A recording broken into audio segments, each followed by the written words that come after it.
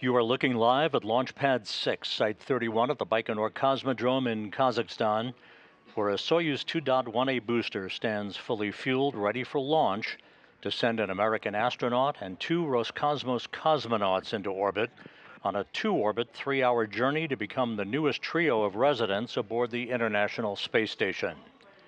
Happy Thanksgiving from Mission Control in Houston and the International Space Station Flight Control Room as countdown clocks tick backward for the launch of the Soyuz MS-28 spacecraft atop its Soyuz booster at 3:27 and 57 seconds a.m. Central Time, 4:27 and 57 seconds a.m. Eastern Time, 2:27 and 57 seconds p.m. at the launch site in Baikonur, where the skies are partly cloudy, temperatures in the mid-40s Fahrenheit. Earlier today, the Soyuz booster was fueled for launch by engineers at Baikonur, a process that was completed a few hours ago. The launch control team in Baikonur reports all systems are go for launch, no issues being worked as the countdown enters its final phase. Here in Mission Control, the team is monitoring the work of the Expedition 73 crew as well as station systems on the International Space Station, and is preparing to support the arrival of Soyuz MS-28 later today. The station population will increase temporarily from 7 to 10 with the addition of NASA astronaut Chris Williams and his Roscosmos crewmates, Soyuz Commander Sergei Kudzverchkov and Flight Engineer Sergei Mikheyev. The Soyuz crew is all set to begin a flight of about 3 hours and 11 minutes in duration to the International Space Station, with docking scheduled at 6:38 a.m. Central Time, 7:38 a.m. Eastern Time to the Rassvet module on the Earth-facing side of the Russian segment of the International Space Station. Around 2 hours after docking, the hatches will be opened between the newly arrived Soyuz and the station, and Williams, Kudzverchkov, and Mikheyev will be greeted by Station Commander Sergei Ryzhikov and his crewmates, Roscosmos cosmonauts Alexei Zabritsky and Oleg Platonov, NASA astronauts Johnny Kim, Zena Cardman, and Mike Fink, and Japan Aerospace Exploration Agency astronaut Kimiya Yui.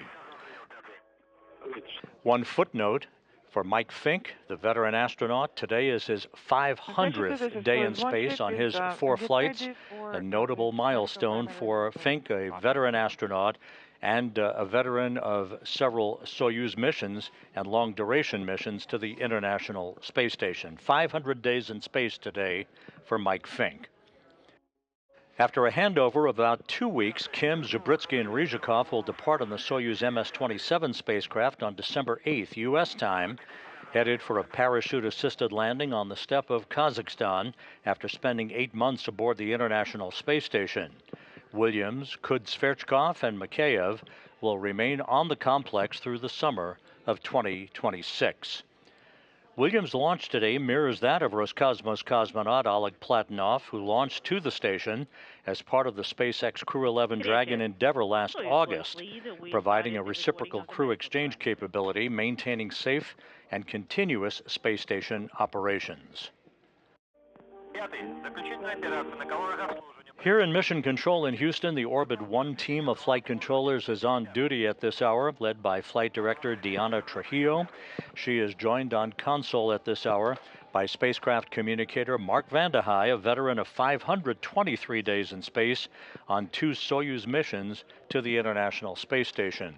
Vande Hei will be talking frequently to the space station crew during the course of this morning's operations, including the hatch opening and welcoming activities that will accompany the arrival of Williams, Kudzverchkov, and Mikheyev on board the station later this morning.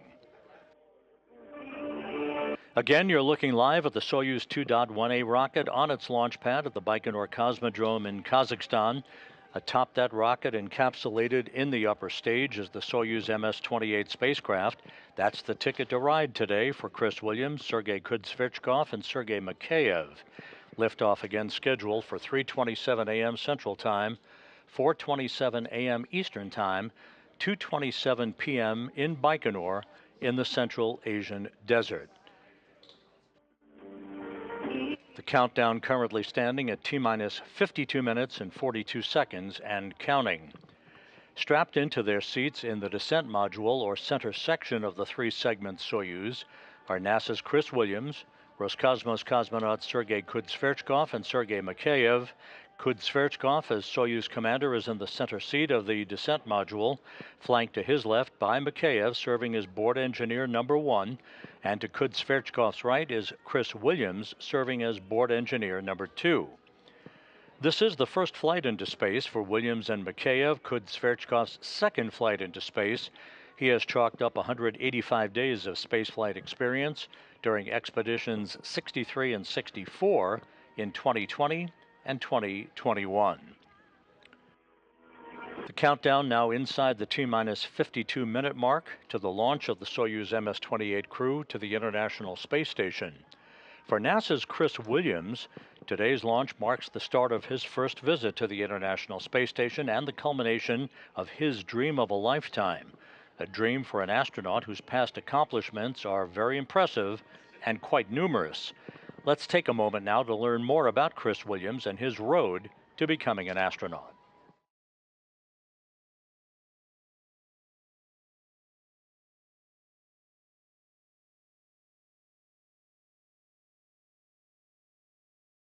The Soyuz rocket stands 162 feet tall, weighs about 640,000 pounds, and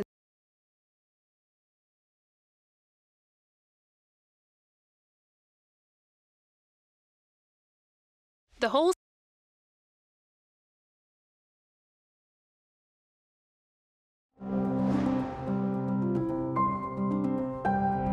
You know, I'm not entirely sure what was the initial spark for wanting to join Scouts, but my grandfather had been involved in the Boy Scouts, and when I was little, I loved the idea of the outdoors and going camping and kind of just this idea of like exploration. As a kid, you got the opportunity to be a leader, so you know, you as a middle schooler or high schooler were in charge of helping to get another group of your peers, you know, successfully through a weekend where you have to figure out what food you're gonna bring, make sure that everybody has a place to sleep, and make sure that you guys are all having fun. There's sort of a structure in Scouts where you have these different ranks and all of these sort of different milestones that you can work towards and achieve. And I think having the ability as sort of a kid to set these very clear goals, but also goals that are very achievable, where you can learn some really interesting things along the way. You know, merit badges, and I remember doing an astronomy and a space exploration merit badge, but also in other areas, first aid, that sort of, a lot of just good life skills that, you know, it kind of helps guide you towards, which I thought was really fun, and I really enjoyed doing as a kid. As a kid, I was always fascinated with space exploration. And understanding how the universe works, I wanted to be a physicist. So I wanted to study the stars, study astronomy and astrophysics. So what is astrophysics? To me, it really means using the laws and rules of physics to try to understand and explain how the universe works around you. So what I was working on for my PhD thesis was trying to build a new radio telescope that could help shed some light on the first few 100 million years of the universe's history, before the first stars and galaxies formed, so we could understand how that process happened. So this is kind of, they call it the dark ages of the universe. I jumped on with a group at MIT that was working on this, and I loved working with radio telescopes and radio instrumentation. And we were actually working on building a new radio telescope out in the middle of the desert in Western Australia. The idea to kind of go out into the field, work on building a new instrument to open up a new window on the universe just seemed really exciting to me. Even though a radio telescope, it may be a bunch of dishes, or in the case of the experiment I worked on, a bunch of just wire antennas laid out over the ground, you can actually use math to turn those signals into an image and a picture of the sky, which is absolutely fascinating. After graduating from college, I decided I wanted to do something to really give back very directly to my community, and there was a volunteer fire department down the street. Worked as a volunteer firefighter and EMT for a little bit. You know, I was finding a ton of satisfaction in this volunteer work that I was doing, where through medicine, I was being able to really give back and help people on their worst day. So I made a little bit of change in my career after graduate school, and I jumped into the medical physics career. I said, maybe this is something where I can take my love and my passion for physics and use it to help people. It was great because it had a ton of parallels to the work I'd done in astronomy. The math, for instance, that you use to create an image from an MRI scanner is the exact same math that's used to create an image with a radio telescope. I had enough tools in my physics toolbox that even though I was using them on the human body and radiation and the interaction of radiation and cancer cells, like on the very small scale, my education and experience with the very large scale of the universe applied really directly.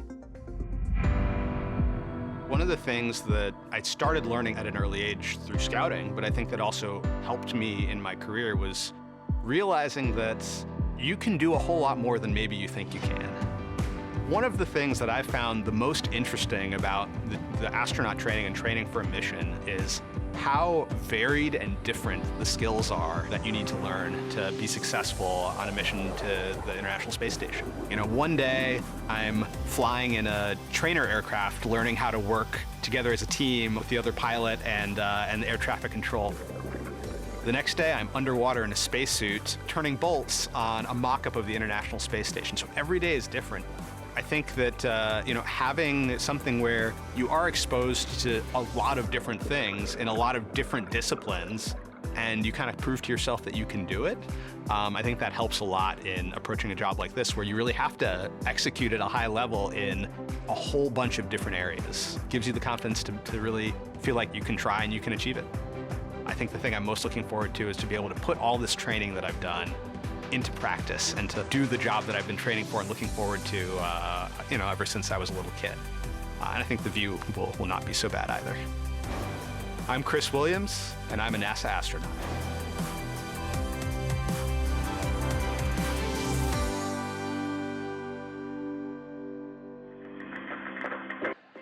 If you're just joining us, you're looking live inside the Soyuz MS-28 descent module on the launch pad at Site 31 of the Baikonur Cosmodrome in the Central Asian Desert. At the bottom of your screen is the Soyuz commander, Sergei Kudsyverchkov, and at the top of your screen to his left is Sergei Mikheyev, serving as board engineer number 1 aboard the Soyuz vehicle. Just out of the field of view, NASA's Chris Williams. The countdown is proceeding on schedule, approaching the T-minus 45-minute mark. 45 minutes from the launch of Williams, Kudsyverchkov, and Mikheyev. Liftoff scheduled at 3:27 and 57 seconds a.m. Central Time, 2:27 and 57 seconds p.m. in Baikonur. The countdown proceeding on schedule. No issues being reported by the launch engineers in Baikonur. The crew flew to the Baikonur Cosmodrome from their training base at Star City, Russia on November 11 for final pre-launch training and inspections of their Soyuz spacecraft. As the 3 crew members completed their training, the Soyuz MS-28 spacecraft was encapsulated into the upper stage of the Soyuz booster in the integration building last week. After the 3 stages of the Soyuz booster were mated together, the rocket began its trek to the launch pad shortly after sunrise on Monday, transported to the pad horizontally on a rail car in a process that took about 30 minutes to complete. You just saw that video a moment ago. Once at the pad, the Soyuz was raised hydraulically to its vertical position for final pre-launch preparations that have been ongoing for the past 3 days. And now a good view of Chris Williams in the right-hand seat, right on cue, providing us with a wave from inside the descent module in the Soyuz MS-28 spacecraft. As we monitor countdown clocks ticking backward for the launch of the next crew to the International Space Station just 43.5 minutes from now, the Soyuz booster is poised for launch, as we mentioned earlier, fully fueled with kerosene and liquid oxygen as its propellant. The Soyuz 2.1A is the vehicle for crews that launch to the International Space Station from the Baikonur Cosmodrome. It's also the workhorse of the Russian space program. Let's take a quick look at this Soyuz booster. The Soyuz rocket stands 162 feet tall, weighs about 640,000 pounds, and consists of the Soyuz spacecraft inside a protective shroud at the top and the 3-stage Soyuz 2.1A booster below. The first stage has 4 liquid engines strapped to the side of the core vehicle. Each will burn for 1 minute and 58 seconds before they drop away. The core engine of the first stage also serves as the second stage and continues to burn until 4 minutes and 57 seconds into the flight. The third stage has a single engine that will ignite before the separation of the second stage, helping to push it away safely. It will burn until the 8 minutes and 46 seconds mark of the flight, and at that point the Soyuz spacecraft will separate from the third stage, having arrived at its preliminary orbit.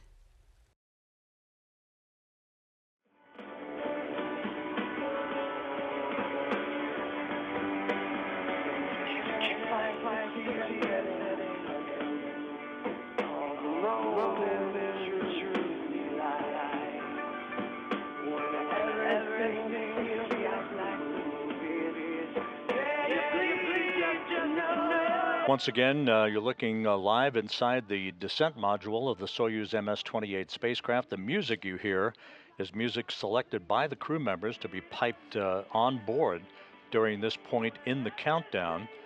That music specifically designed to help relax the crew in the final minutes before launch, with the countdown currently at T-minus 41 minutes, 43 seconds, and ticking backward for a launch at 3:27 and 57 seconds a.m. Central Time, 4:27 and 57 seconds a.m. Eastern Time.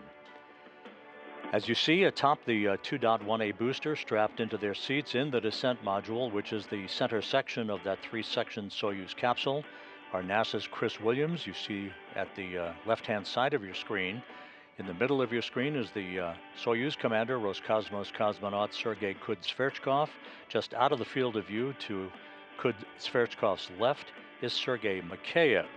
The three sections of this Soyuz spacecraft are familiar to those who have watched previous missions to the International Space Station. Let's take a quick up-close look at this Soyuz spacecraft.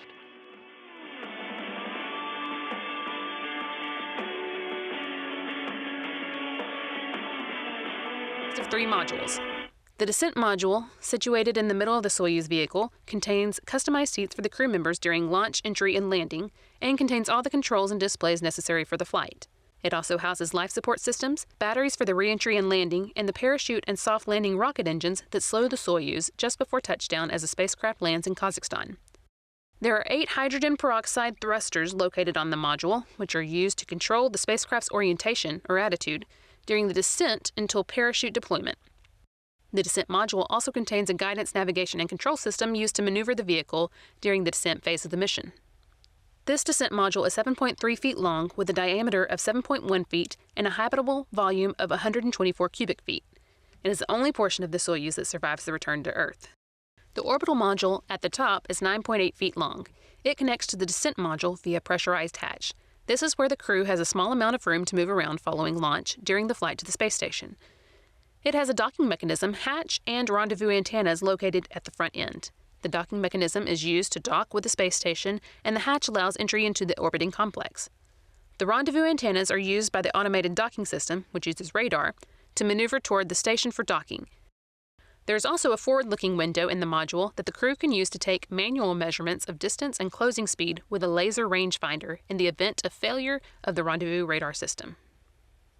The propulsion module houses the oxygen storage tanks, the main engine, and the attitude control thrusters, avionics, and communication and control equipment. The propulsion portion of this module handles all orbital maneuvers, including those needed for the rendezvous with the space station and the deorbit burn at the end of the spacecraft's mission. Before they are deployed, the 2 solar arrays are folded against the body of the propulsion module, which, along with the orbital module, separates from the descent module after the deorbit burn. The solar panels span almost 35 feet. The entire spacecraft serves not only as a crew transport vehicle to and from the space station, but also as an emergency return vehicle in the unlikely event that the crew needs to leave the station unexpectedly.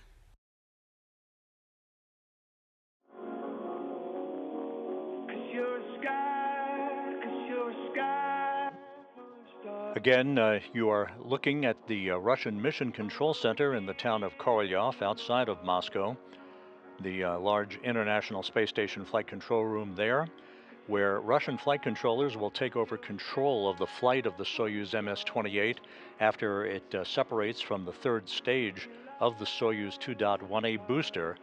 Then control is handed over from the launch engineers at the blockhouse in Baikonur to the launch control team in Korolyov. About 10 minutes from now, we're expecting about a 15-minute B-roll feed to be provided to us via Roscosmos of all of the launch morning activities for the Soyuz MS-28 crew that began several hours ago. In the meantime, I'll run down for you all of the various milestones leading up to the launch itself. At the T-minus 7-minute mark, there will be a key inserted, a special key inserted into a mechanism at the Baikonur launch bunker, and by rotating that special key, the preparations for launch are transitioned to what is called automatic mode, equivalent to what you used to hear as the ground launch sequencer in the old space shuttle days. You're currently looking at the gantry arms spreading backward, rotating backward to a horizontal position, exposing the Soyuz MS-28 spacecraft. That is basically the upper stage of the Soyuz booster for launch coming up in just about 36.5 minutes. At the T-minus 2-minute 45-second mark, the fuel and oxidizer tanks of the first stage will be pressurized to optimize fuel flow and to provide additional structural rigidity to the launch vehicle. There are two umbilicals that you see buttressed up against the side of the Soyuz booster. The first of those two umbilicals will retract at about the T-minus 30-second mark. The second of the two umbilicals retracts at about the T-minus 12-second mark. That initiates the ignition sequence of the first and second stage engines. The ignition of the first stage engines, basically engine start, comes in three phases: a preliminary, an intermediate, and then final, where the engines are up to full throttle. The hold down posts will be retracted and the Soyuz will be on its way. We have a 10-second launch window today, the Soyuz launching into a 14.4-degree launch phase angle. That's essentially the corridor, a very narrow corridor that the Soyuz must launch into. Think of it as a vehicle entering a highway from an on-ramp. You need to get in the right lane to hit that two-orbit rendezvous capability, which only comes about every several days based on orbital mechanics. Following launch, the launch escape tower will be jettisoned at the 1-minute 53-second mark, followed 5 seconds later by first stage separation and the jettisoning of the 4 strap-on boosters. The launch shroud, which encapsulates basically the upper stage of the Soyuz capsule, will be jettisoned at the 2-minute 34-second mark, just before second stage shutdown at the 4-minute 37 mark into the flight. Just about a second or two later, the second stage will separate, followed by third stage tower skirt jettison at the 4-minute 56-second mark. The next milestone will be third stage shutdown and orbital insertion at the 8-minute 46-second mark, followed by the Soyuz separation from the third stage, and then just seconds later, the automatic deployment of the Soyuz solar arrays and navigational antennas. Once again, you're hearing music piped into the Soyuz spacecraft by the ground engineers in Baikonur. This is traditional. It is music selected by the crew to relax them in the final minutes of the countdown as we have hit the T-minus 34-minute mark and counting. Once the Soyuz reaches its preliminary orbit, because of the fast-track two-orbit rendezvous profile that we're executing today, just after 4 a.m. Central Time, there will be what is called a DV1 burn. That is a delta velocity burn of about 22 meters per second that fine-tunes the Soyuz path to the International Space Station and comes about 17.5 minutes before the start of what is called automated rendezvous operations. There will be a series of additional burns, the activation of the Kurs automated rendezvous system on the Soyuz, as well as the accompanying Kurs equipment on the Zvezda service module. Basically, the two systems hone in on each other and lock each other as basically a radar beacon that bounces navigational data back and forth to ensure that the Soyuz is on the correct path to begin its fly-around of the International Space Station. Just a note about our upcoming programming later in the morning. Assuming everything goes as planned, we'll be back on the air with rendezvous and docking coverage at 5:45 a.m. Central Time, 6:45 a.m. Eastern Time, leading to an automated docking of the Soyuz to the Rassvet module on the Earth-facing side of the Russian segment of the International Space Station at 6:38 a.m. Central, 7:38 a.m. Eastern Time. Once the docking is complete, the relative motion between the Soyuz and the station will dampen out, allowing the forward docking probe to be retracted to form a tight flush between the two docking mechanisms on Soyuz and the station, and enabling hooks to close on both sides of the docking interface. At that point, we have a hard mate between Soyuz and the station. Once that's complete, the Soyuz crew on their side of the docking interface and the station crew on the Rassvet side of the station docking interface will begin leak checks to ensure that we have an airtight seal between the two spacecraft before the hatches are scheduled to swing open later this morning. The third of our broadcasts today will begin at 8:50 a.m. Central Time, 9:50 a.m. Eastern Time for hatch opening and welcoming remarks as Williams, Kudzverchkov, and Mikheyev arrive on board to be joined by the Expedition 73 crew.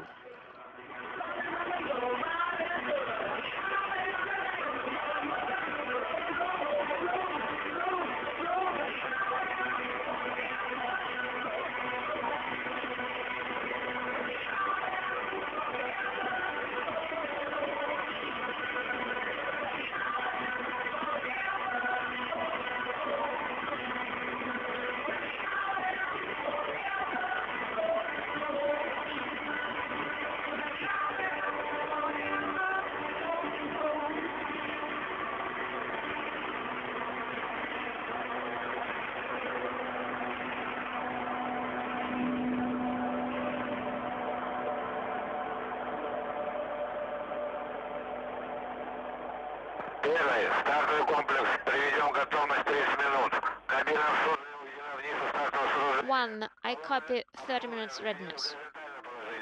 Разрешите уйти. Horizontal position for the structure offs. This is Mission Control Houston. Once again, you're looking live at Launch Pad 6, Site 31 of the Baikonur Cosmodrome. The countdown now at the T-minus 30-minute mark and counting. No issues being worked by the engineers in Baikonur. It is a partly cloudy day in Baikonur, temperatures in the mid-40s Fahrenheit. We're about 2 minutes away from beginning a B-roll feed, courtesy of Roscosmos, of the launch morning activities for the Soyuz crew down in Baikonur. So we'll be standing by for the initiation of that 15-minute B-roll feed.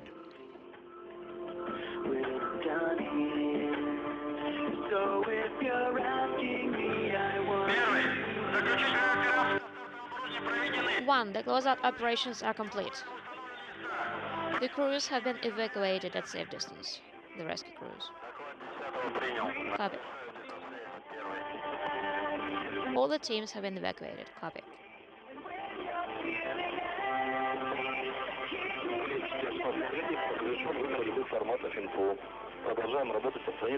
We have the info display set up, and we will proceed working for page 29. Copy, page 29.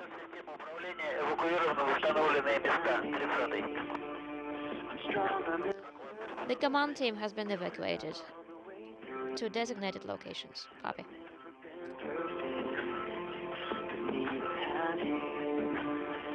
So if you're asking me, I want you to know.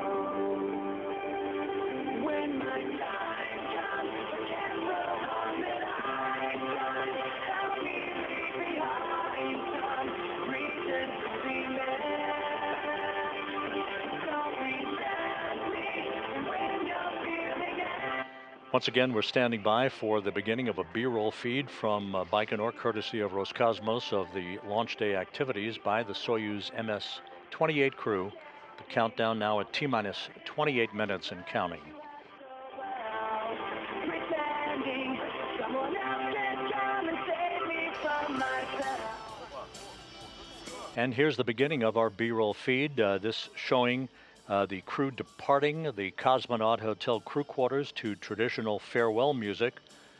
The crew boarding a bus for about a 35-minute ride to the integration and suit-up facility at Building 254 inside the Baikonur Cosmodrome.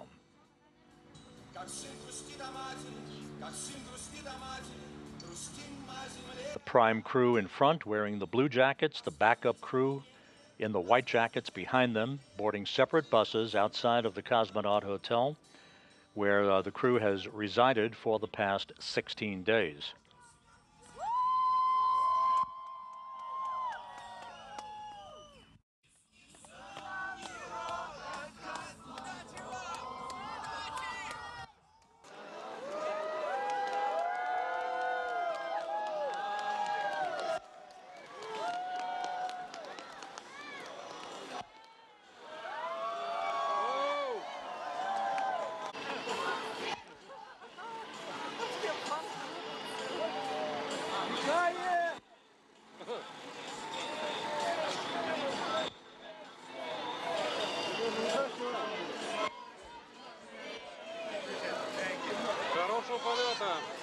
Have a great flight.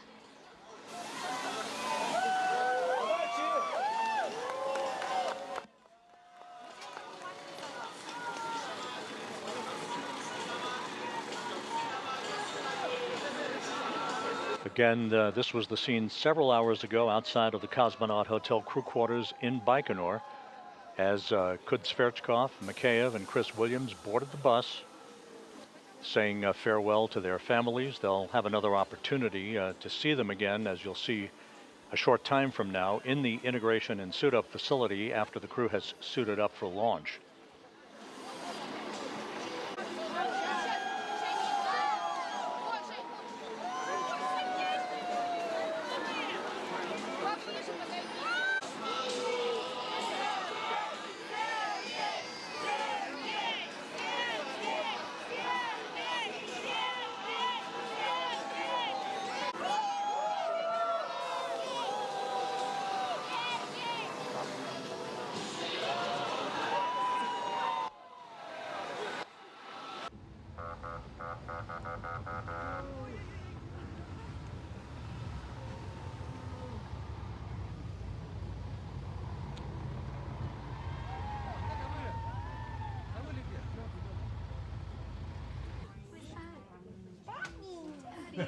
The B-roll now transitions to the integration building.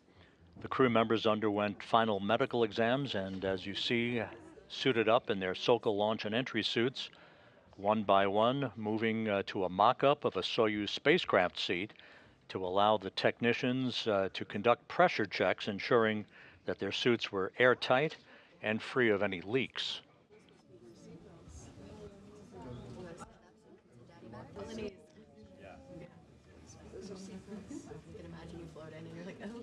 Kudzverchkov was first to have the pressure checks on his suit. He will be followed, as you'll see in the B-roll coming up momentarily, by Sergei Mikheyev and then Chris Williams.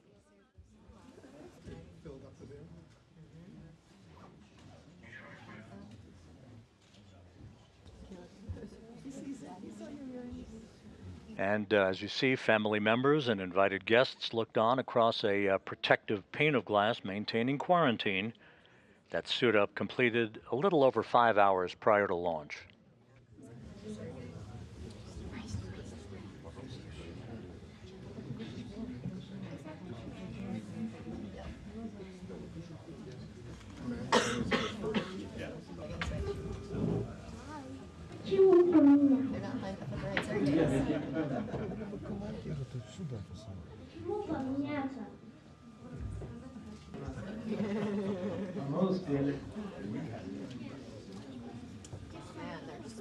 And Kudzverchkov, the Soyuz commander, leading the way, exchanging final remarks with senior managers and family members. Feeling great. A final opportunity to receive expressions of good luck before departing for the launch pad. How well fed. Excellent. Омлет был в этом году, наверное, It was probably my last omelet this year.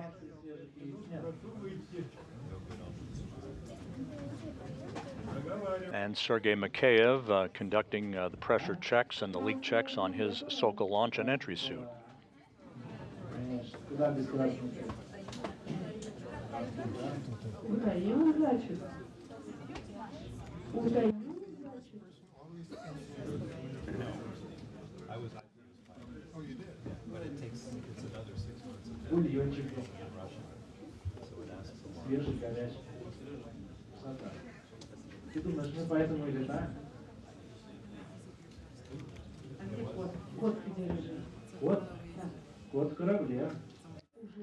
So where's the cat? The cat is in the vehicle.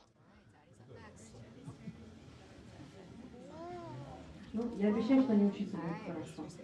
Вы встретили-то кого-то из другана своего? Кирюху не видели? Have you met any of your friends? Kirill? Once again, you're looking at video B-roll courtesy of Roscosmos of activities that preceded the crew boarding their Soyuz MS-28 spacecraft. This was a few hours ago. Wish you good luck. Хорошо, обязательно. And get higher.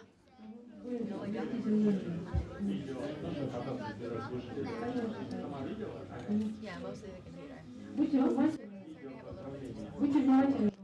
Фотоаппараты подготовьте к рассадке.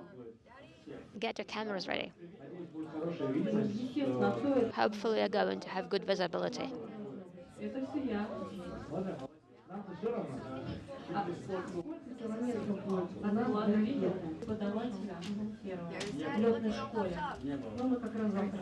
Вы там позавтракали, а мы будем смотреть. Будете как раз This is very traditional activity in the integration and suit-up facility at Site 254 at the Baikonur Cosmodrome, where the crew members have a final opportunity to exchange a bit of conversation with their family members, and then later with NASA and Roscosmos managers.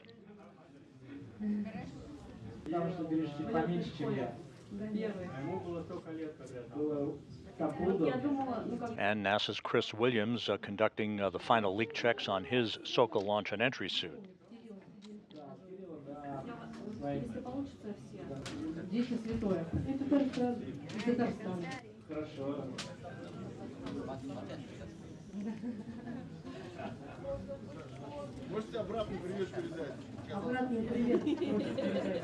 Please say hi back to him.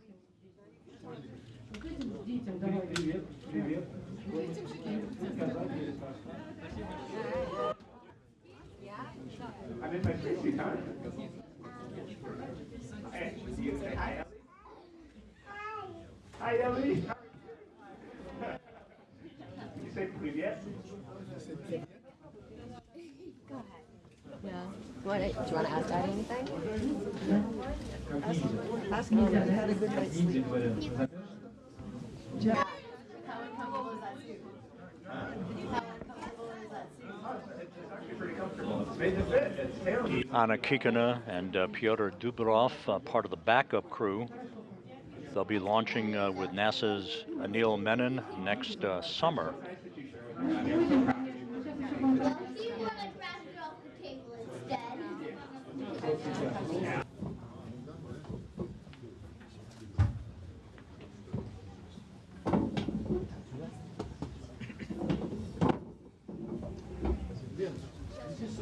And senior NASA and Roscosmos managers now having a brief opportunity to exchange greetings with the Soyuz MS-28 crew.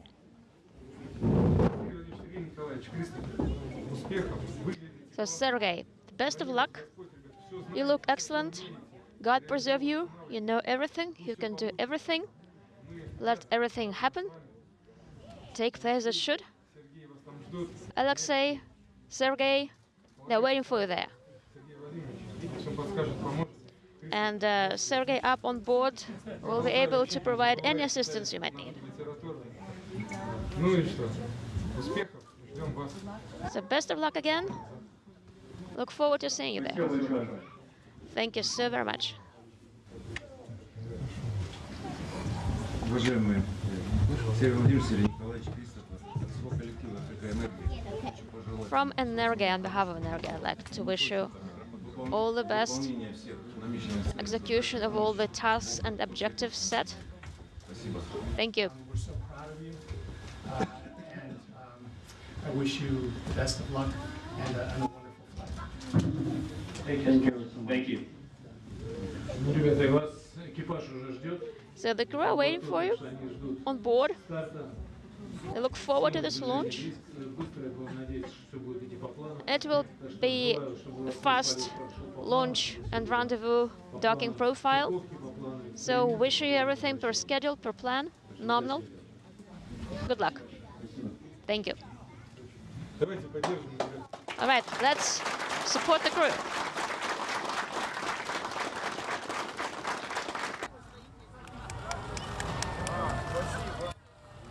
Then, as tradition called for, the crew members left the Site 254 integration building, allowing Kud Sverchkov, the Soyuz commander, to report that he and his crewmates were ready to proceed to the launch pad. You'll see in a moment the trio boarding their bus for the ride to launch Site 31. That occurred at about 11:45 p.m. Central Time last night, a trip that took a little less than an hour to complete across the sprawling launch complex. The crew of the Soyuz MS-28 are ready for launch. Wishing you a good flight. Ready for launch. Good luck.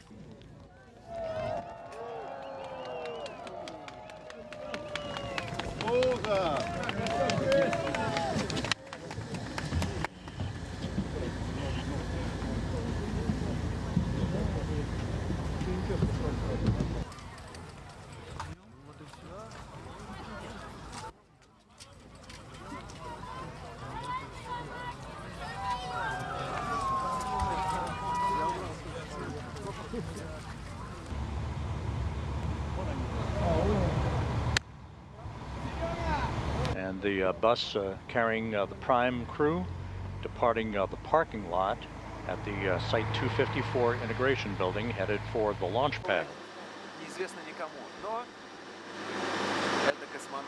And here is the last of our B-roll from Roscosmos this morning. The crew climbing a few stairs, waving goodbye to well-wishers, entering that elevator for the ride to the top of the Soyuz rocket to board their spacecraft, which they've now been aboard for the past 2 hours.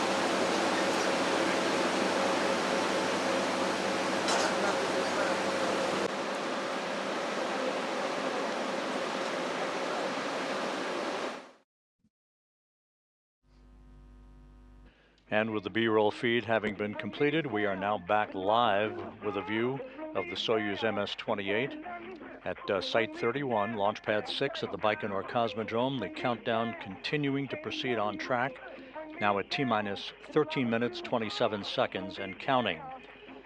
At the time of launch, the International Space Station will be flying 260 miles over northwest Uzbekistan. The station will be 280 miles behind Soyuz and will pass directly over the Baikonur Cosmodrome 1 minute after Soyuz lifts off, eventually leapfrogging past the Soyuz as Kud Sverchkov, Mikheyev, and Williams climb to their preliminary orbit. 8 minutes and 46 seconds after launch, The third stage engine of the Soyuz booster will shut down, and the Soyuz will separate from its launch vehicle in its preliminary orbit, deploying its solar arrays and navigational antennas. At that point, the three Soyuz crew members will trail the space station by 1,025 miles, and the chase will begin, resulting in a docking to the Rassvet module on the Earth-facing side of the station's Russian segment at around 6:38 a.m. Central Time, 7:38 a.m. Eastern Time.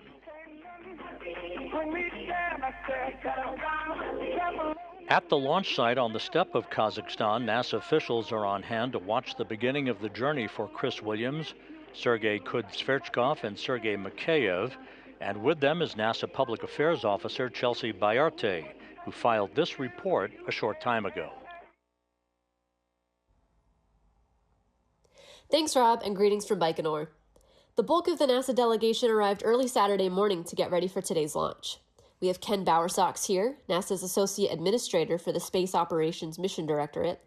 Norm Knight is here representing the Flight Operations Directorate, and representatives from the International Space Station program are here as well. The Williams family, who arrived on Friday, is here in full force, wearing shirts that say Chris's Crew. The family won't be participating in any Thanksgiving traditions here in Baikonur as they focus on the launch, but they tell me that they usually have a large family gathering, and it typically includes eating plantains, a nod to their family's heritage from Panama. We'll have to see what Thanksgiving celebrations await Williams when he gets to the space station. Williams and his crew arrived in Baikonur on November 11th, and on the 12th they were presented with the final configuration of their capsule and conducted a pressure check on their launch and entry suits. Soyuz launches are filled with traditions, and on November 20th, Chris Williams planted a tree in his name. His commander, who has flown before, watered a tree that he had planted previously. On the 26th, the crew participated in a news conference where they shared what their zero-G indicator would be. The crew will actually have two. The first one is a cat wearing a spacesuit that has ties to the commander's family, and the second is a little cosmonaut. The crew acquired it while on a visit to a school about 2 years ago, and they promised the students that they would use it as their zero-G indicator and will give it back to the school at the end of their mission. Everything is proceeding nominally here in Baikonur, and we are ready for launch. Back to you, Rob. Thank you, Chelsea. We're approaching the T-minus 10-minute mark in the countdown. Everything continues to proceed on track. We're just a few minutes away from the point in the countdown where the key will be inserted in the launch bunker to transition the countdown to automatic mode. 5 minutes out.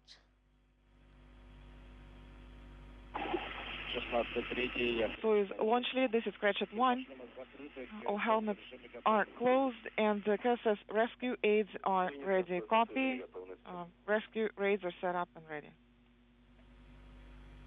And as you're hearing through the interpreter, Sergei Kudzverchkov confirming that the crew has closed the visors to their helmets in the descent module, the center section of the Soyuz spacecraft, as we approach the T-minus 9-minute mark in the countdown. Once again, the launch with a 10-second launch window is precisely timed for the moment when the Earth's rotation places the cosmodrome in the plane or corridor of the orbit of the space station, which is inclined 51.6 degrees to either side of the equator.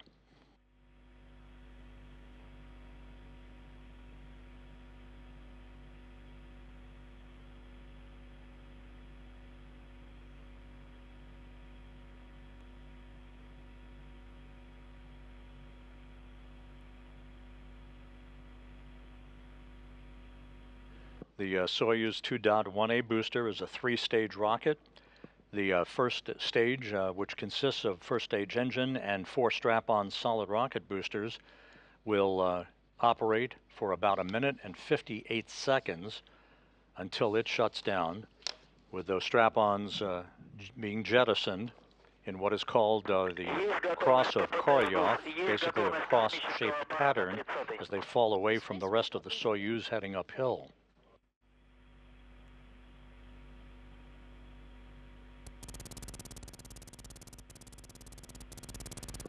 We're At T-minus 8 minutes and counting, 1 minute till the command for the key to start. Again, that's rotating a special key, a launch engineer at the blockhouse in Baikonur, transitioning the countdown in its terminal phase to its automatic mode.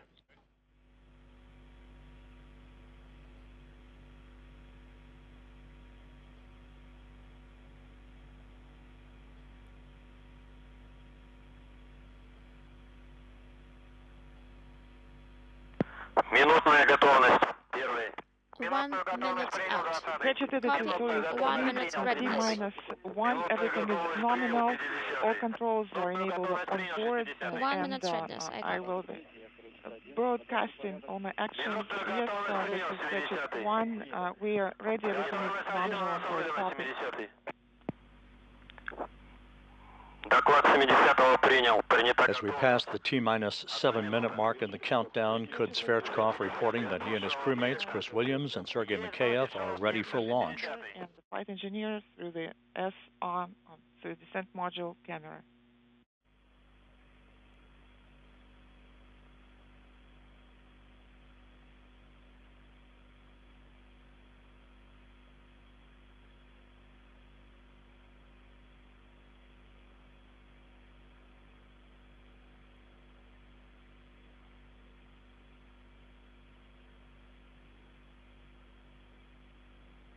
T-minus 6 minutes, 20 seconds and counting.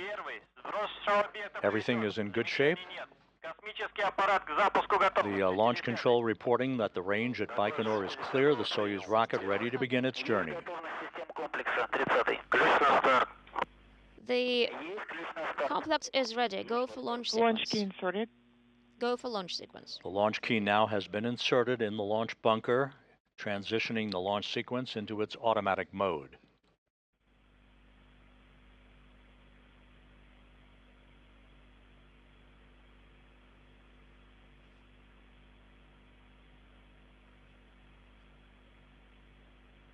In about 30 seconds, onboard systems will be transitioned to onboard control.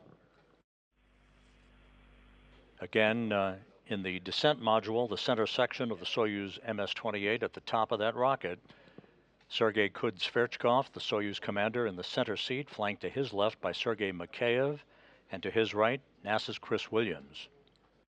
Williams and Mikheyev about to embark on their first journey into space. This is the second flight into space for Kud Sverchkov, a Baikonur native. T-minus 5 minutes and counting. Продувка.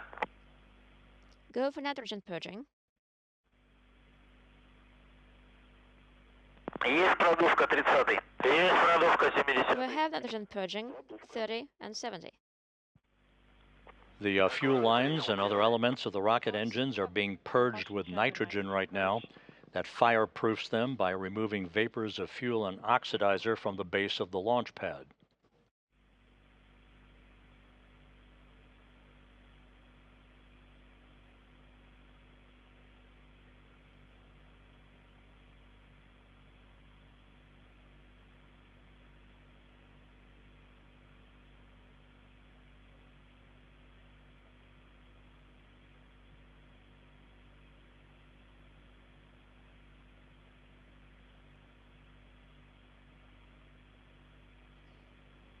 We are at T-minus 4 minutes and counting.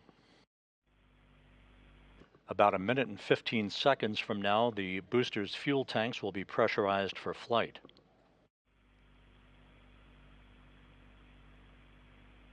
The skies have cleared nicely over the Baikonur Cosmodrome. Temperatures in the mid-40s Fahrenheit.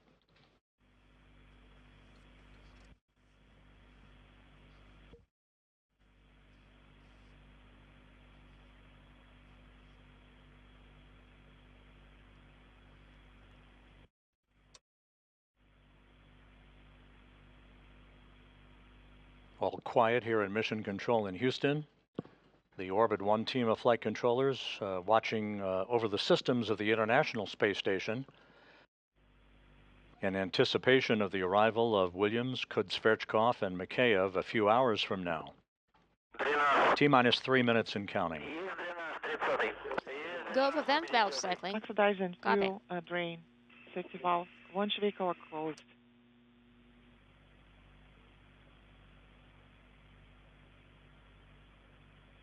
Принял. Strip chart recorders in the Launch Control Center now activated to receive telemetry from the Soyuz booster.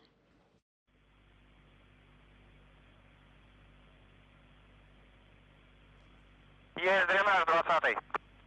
Доклад руководителя работы. Go for vent valve cycling. I copy the report.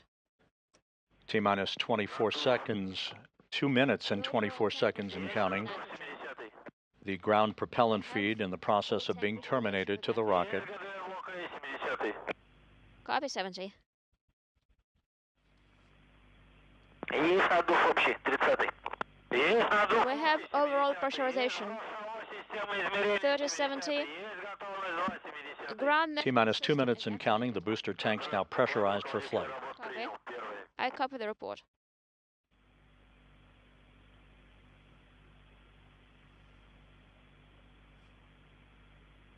Next up, the Soyuz will be placed on internal power. The two umbilicals you see at the bottom of your screen buttressed up against the Soyuz, the first of those two will be retracted at about the T minus 33 second mark, followed at T minus 12 seconds by the second umbilical separating that will initiate the engine sequence start.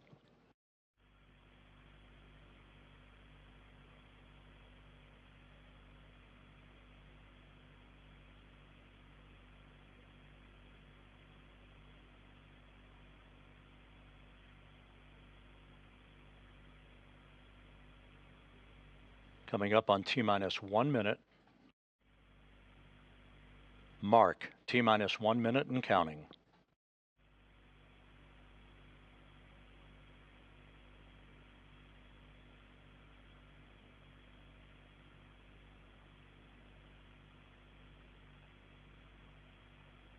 Земля борт. Ground power disconnect. Есть переход блока 3 The vehicle on internal power. T minus 34 seconds and counting. The first umbilical now retracting. First umbilical tower from booster. Ground propellant field termination. Tower from booster. Ground propellant feed terminated. Доклады принял. Первый. Copy all the reports. Спуск. Tower off. And The second umbilical now retracting. Standing by for engine sequence start. We have main engine ignition. Preliminary, intermediary. Second umbilical tower. T minus 4 seconds. 3, 2, 1. Turbo pump at flight speed. Engines at maximum. And liftoff. Holiday travel underway for the rocket ride to the International Space Station. Вышли на режим главной ступени тяги. 10. Maximum. Параметры системы управления ракеты-носителем в норме. Control 10 system seconds parameters into nominal. flight. All on-board systems are nominal. All on-board systems are nominal. Good first stage performance reported from the blockhouse in Baikonur. 30. Параметры конструкции T plus ракеты-носителя в 30 норме. seconds. 30 seconds into the flight, the Soyuz booster arcing out to the northeast from the Baikonur Cosmodrome. Good roll, pitch, and yaw program, good structural stability on the rocket. 50. Давление в камерах двигателя в норме. 50 seconds. Engine chamber pressure is nominal. Nominal on board. Тангаж, рысканье, вращение в норме. Passing through the area of maximum dynamic pressure on the vehicle, max Q as it's called. Полет T нормальный. plus 70 seconds. 70 seconds into the flight, Everything's fine on good board. first stage engine performance reported. Параметры системы управления ракеты-носителя в норме. 90. Двигатели первой и второй ступеней работают And the view нормально. inside the descent module showing Kud Sverchkov at the bottom. To his left, Sergei Mikheyev. Параметры All конструкции engine parameters reported to be ракеты-носителя в functioning норме. normally. The vehicle is nominal. Everything's fine on board as well. 110. And we Тангаж, confirm рысканье, вращение pressure в норме. GGO parameters. And we have confirmation of first stage separation. The strap-on boosters falling away nominally. 2 minutes and change since the launch of the Soyuz booster. Stage separation is confirmed. The Soyuz now operating on the power of its second stage engine. Параметры конструкции ракеты-носителя в норме. All structural parameters reported to be normal on the Soyuz. Двигатель второй ступени работает нормально. Coming up on the 3-minute mark. We confirm Есть сброс створок головного обтекателя. The launch shroud encapsulating the Soyuz booster, the Soyuz spacecraft, has now been jettisoned. Стабилизация изделия устойчивая. 3 minutes into the flight, this view from the camera on the upper stage of the Soyuz 2.1A booster. and we confirm everything's fine on board. Параметры конструкции ракеты-носителя в норме.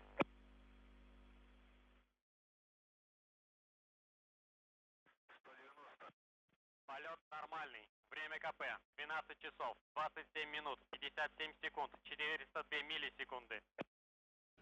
190 seconds into the flight, the reports are continuing to come in, and all is green from the blockhouse in Baikonur. On the second stage is normal.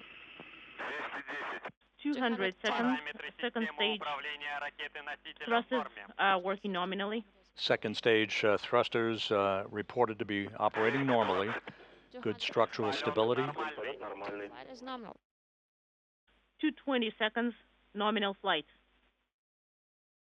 Coming up on the 4-minute mark into the flight. Copy. Everything's fine on board. We're feeling great. Kud Sverchkov reports he and his crewmates are in good shape, feeling great. The second stage shutdown scheduled at the 4-minute, 37-second mark into the flight.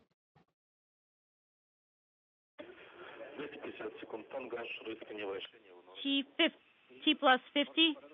Your pitch and roll are all nominal, and we, on our side, everything's fine on board. We're feeling good.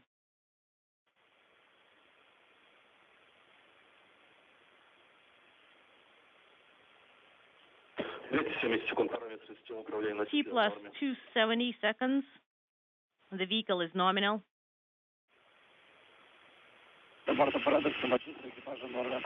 Everything's fine on board. We're feeling good.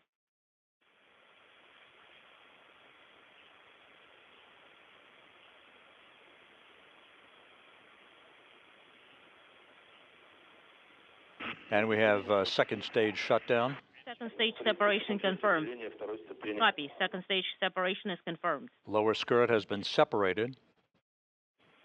The third stage engine now propelling the Soyuz to its preliminary orbit, providing 67,000 pounds of thrust. This burn will continue until about the 8-minute 46-second mark, when it will shut down and the Soyuz will be placed into its preliminary orbit. The vehicle is nominal. Copy. Everything's fine on board.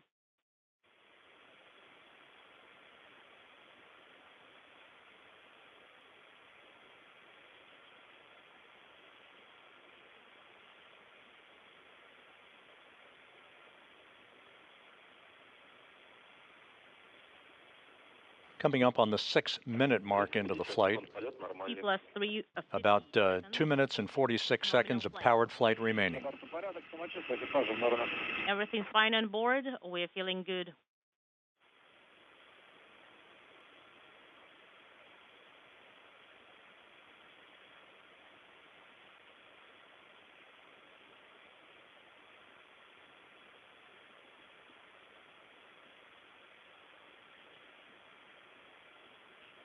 Good reports on the performance of the third stage engine. 30 seconds. Engines working nominally. Copy. 6.5 minutes into the flight. Fine on board. A little over 2 minutes of powered flight remaining.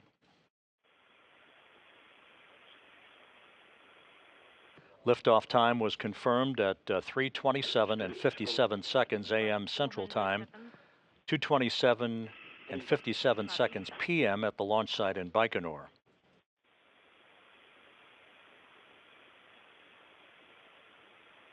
Passing 7 minutes into the flight, about 1 minute 46 seconds of powered flight remaining.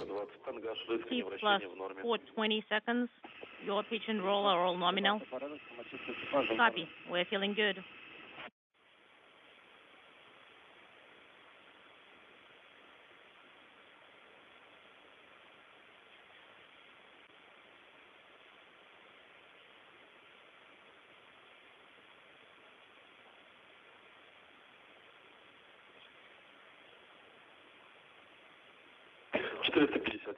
T plus 450 seconds. Nominal flight. Copy. The crew is feeling fine.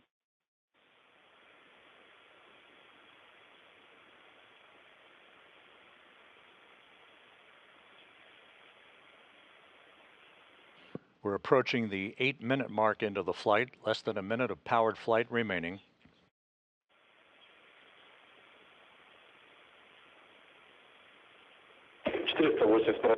T plus 480. The vehicle is stable. Copy. And everything's okay on board, and we're feeling good.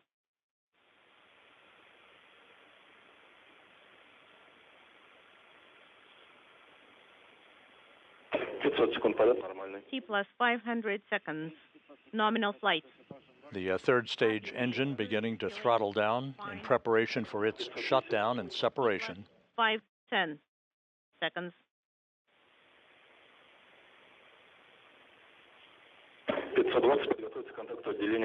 T plus 520. Third stage. Get ready for third stage separation. And we have third stage shutdown and separation. A nominal ride uphill for Williams, Kudzverchkov, and Mikheyev. We'll be watching momentarily for the deployment of the solar arrays and the navigational antennas on the MS-28. And there they go. And we now have confirmation that the arrays and navigational antennas have all been deployed normally. A perfect ride uphill for the soon-to-be newest trio of residents of the International Space Station. We confirm a third stage separation was nominal. Great. Now close RPV 1 and 2. So that's going to be parameters 21. Copy. RPV 1 is closed. Unintelligible. Repress. A perfect ride uphill for the 3 crew members aboard the Soyuz MS-28. Put in Ctrl S from in work and close the launch insertion display. 37 minutes.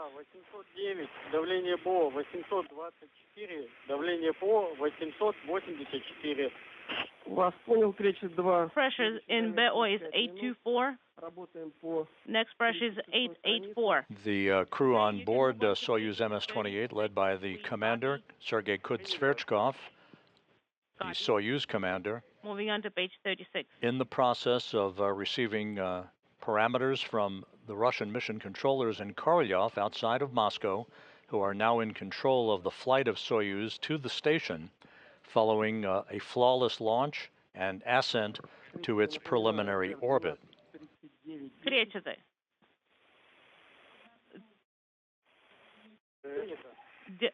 Dynamic mode is enabled at 12:10.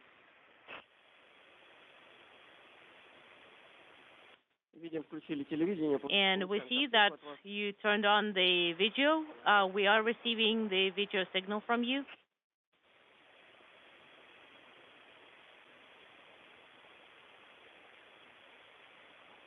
And there's a view of the control panel inside the Soyuz spacecraft with a variety of different technical parameters that are being monitored by the launch control team in Baikonur, as well as the flight controllers in Korolyov at the Russian Mission Control Center outside of Moscow.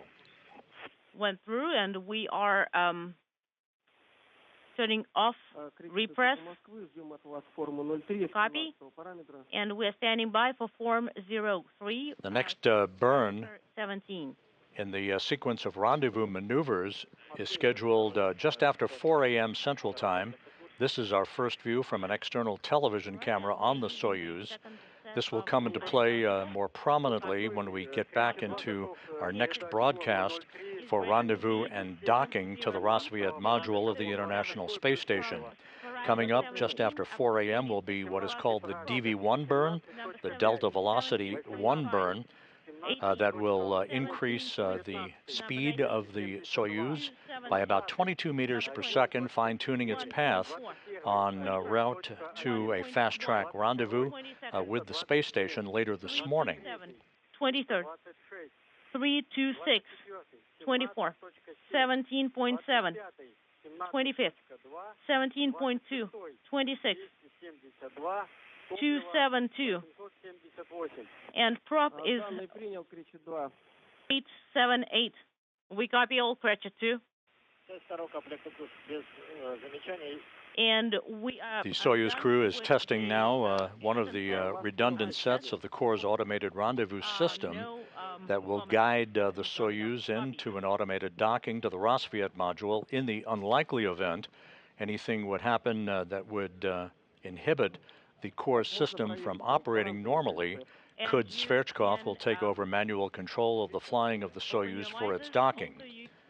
But the Corps system is up and running and currently being tested, and everything appears to be in good shape.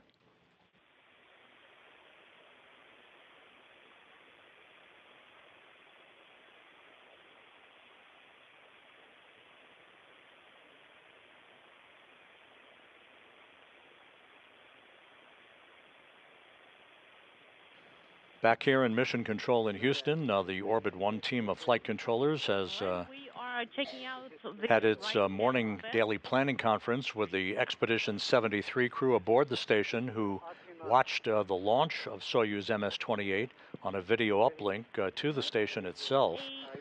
Everything aboard the station is in readiness for the arrival of the newest trio of residents for the complex, as Williams, Mikheyev, and Kud Sverchkov are in the early minutes of their ride to the station that will culminate with a automated docking to the Rassvet module at 6:38 a.m. Central Time, 7:38 a.m. Eastern Time. We will be back on the air with our rendezvous and docking coverage, as you see on this graphic, at 6:45 a.m. Eastern Time, 5:45 a.m. Central Time, following today's successful launch of Soyuz MS-28. So we'll see you back here in a couple of hours. In the meantime, happy Thanksgiving once again.